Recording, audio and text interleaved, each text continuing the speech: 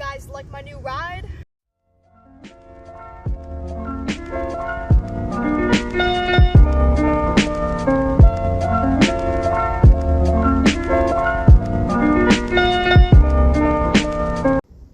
Hey guys, what's up? It's Drone Sparky here. So today I'm going to be bringing you a review of this Jetson Quest electric scooter, and I'm standing out here in the back of a school basically waiting to get robbed with all my stuff sitting around everywhere. I've got my drone over there in my bag, I've got my phone here, and I've got my electric scooter here. So yeah, I'm basically waiting to get robbed. As you can see guys, this is my Jetson Quest electric scooter, and I'm doing a review on it for the company. Well, not really for the company, but I just kind of wanted to do a review for it. And anyway, let's get into the review. So, the Jetson Quest is an amazing electric scooter, and it's kind of like some of the other electric scooters on the market, like the Xiaomi electric scooter and the ones by Segway, but it has its own unique quirks and features, quoting Doug DeMiro here, and I want to show them to you today. So, first off, I'm going to start from the things that you can see from there, or some of the specs of the scooter, stuff like that. So this scooter is a lot like other ones. It can go up to 15 miles an hour, and it has 3 different modes that you could change here on the screen. The LED display that is up here, which is one of the very nice features of this scooter. And the LED display also shows the light bars, which shows how much battery percentage the scooter has left. The Jetson Quest electric scooter also has a range of 18 miles, just like the Xiaomi scooter, but like I said, it has a lot better features, and you can also find it for about the same price, of around $450 to $500 depending on where you buy it, Amazon or the actual Jetson website. And recently I actually found it for $400 on Amazon. I don't know if that sale's going on anymore, but it was for $400 on Amazon at one point.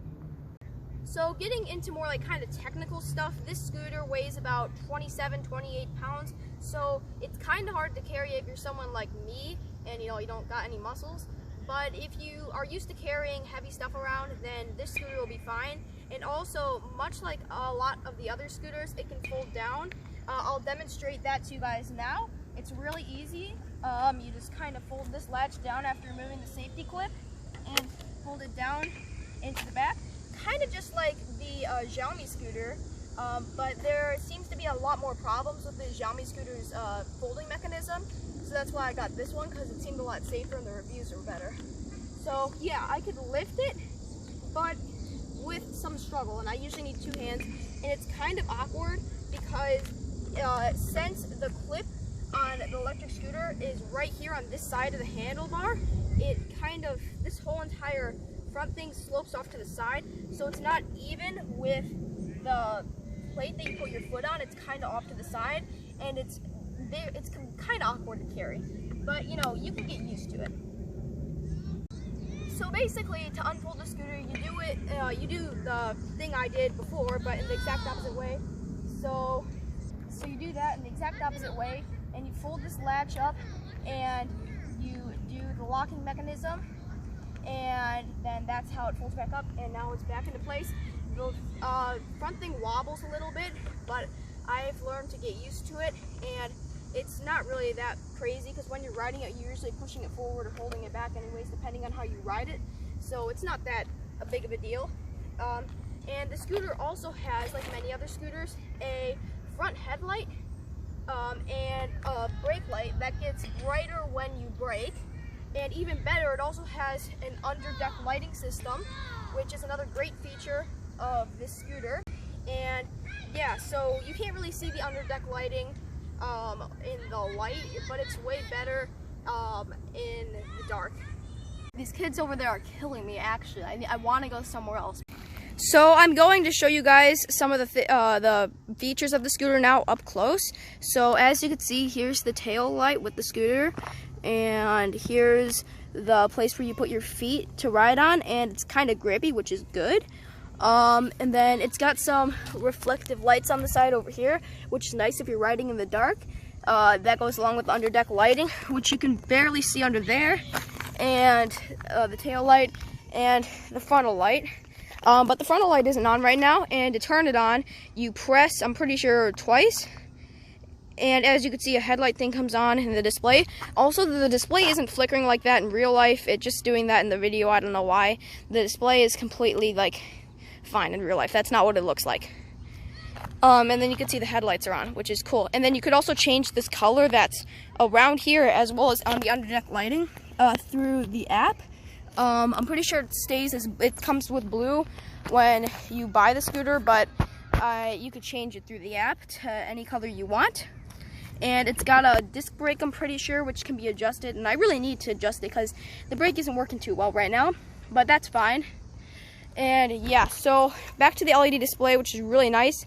You could change the modes by just pressing it once.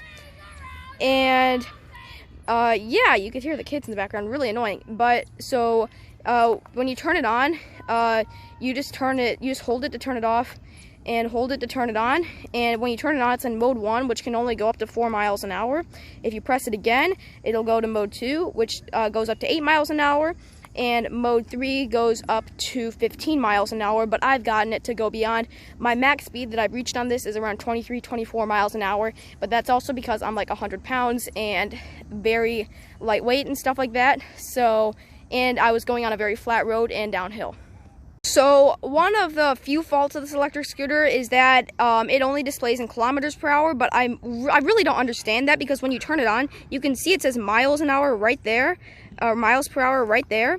And yeah, I hate the flickering display. And then once it turns on, it only displays kilometers per hour. So I don't know if it's just some glitch or something, but it clearly displays miles an hour. And I don't know why it's having some glitch where it won't turn on, but there we go. And it displays miles an hour, but then once it turns on, it goes to kilometers per hour. So just beware that it only displays in kilometers an hour, even though it is sold in the US. So that's just kind of odd. And oh, another thing I haven't talked about is it has a bell. For some reason right now, I need to adjust the bell. Oh, there we go. There we go. That sounds a lot better now, because I had to kind of unscrew it a little bit. But yeah, so it's got a bell, which is really nice, and then here's the brake right here, and it's got these really nice faux leather hand grips, which are really grippy. So yeah, and then one other problem I've had with it is the paint chipped a little bit right here, but that's not really that big of a deal because it's not noticeable. And the scooter also has a kickstand, if you were wondering, like most scooters, which is nice. And one thing I don't think I've gone over yet is that the scooter takes people up to like 200, 210, 215 pounds, somewhere around there. So most people will fit on this. And one more thing that I wish they had was an adjustable, it's an adjustable, like, you know what I mean. Like you can move this up or down, like adjustable handlebars up and down.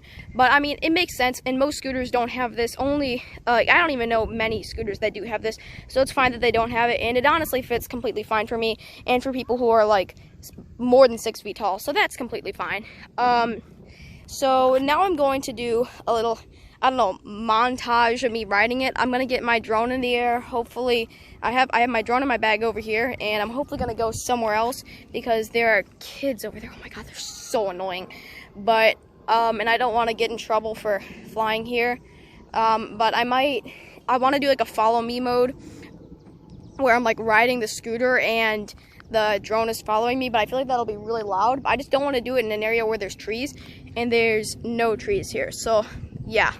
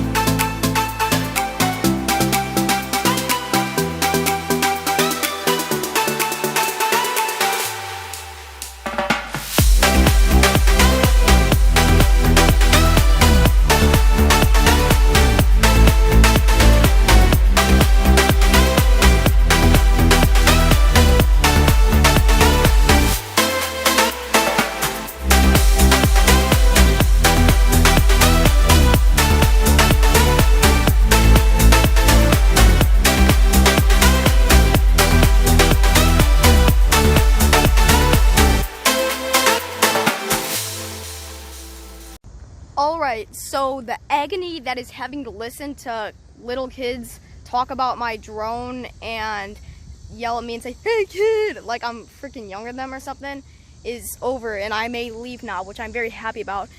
Just a couple things. The last clip that I shot, which is I did active track only for a little bit just because there's a bunch of basketball hoops around me, as you could see, and I don't want to hit them or hit anybody. I only did that when the electric scooter was only in mode 1, so it wasn't going that fast. If you're wondering, that it wasn't in mode 3 or anything. So if you're wondering why I wasn't going that fast, that was why I had it in mode 1, because I didn't want to do mode 3 for active track, or mode 2, because I didn't know if it would get lost.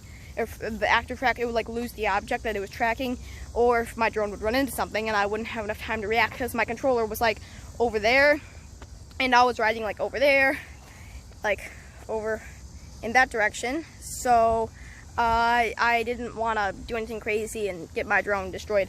Also, at the end, a bunch of birds were dive bombing my drone and almost hitting it.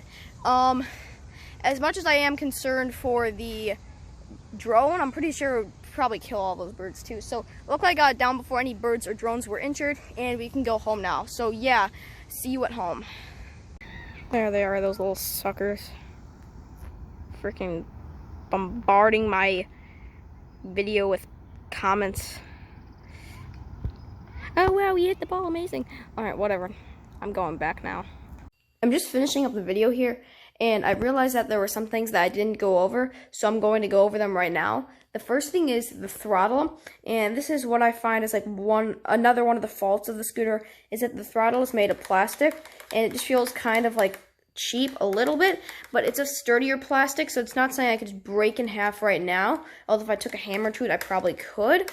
So be very gentle on it, and it's got like few little nubs to be grippy, which is nice. And then another thing I didn't go over was one of the last features of this LED display. And as you can see now, the LED display isn't flickering on the camera. It looks better, but don't worry, it's still not this blurry in real life. In real life, it's super clean looking.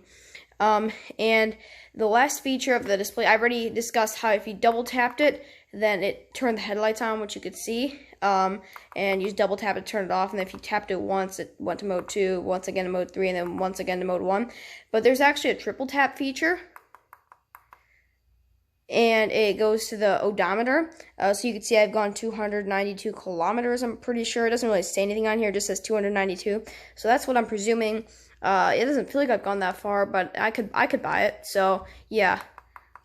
And then a triple tap takes it back. And one last thing that I didn't discuss, oh, and also here are the underdeck lights that you could see.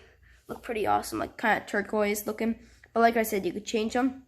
But one of the last things, I showed it to you, but I didn't show it to you up close, was this is the folding mechanism. So basically, this is how you do it. This is a safety latch right here, and you kind of move it back. So always make sure to put the safety latch back on when you're riding. And then you fold this down, and it's really hard to do with one hand. So if you put this down, then you could fold this back, and then you could obviously put that one part right there, the latch, up against the back part right there that it latches onto. But anyways, I'm just gonna put it back to show you, because you don't need to see me like latch it in. You already saw me do that. So it's basically the exact opposite way. You just take this and you force it up.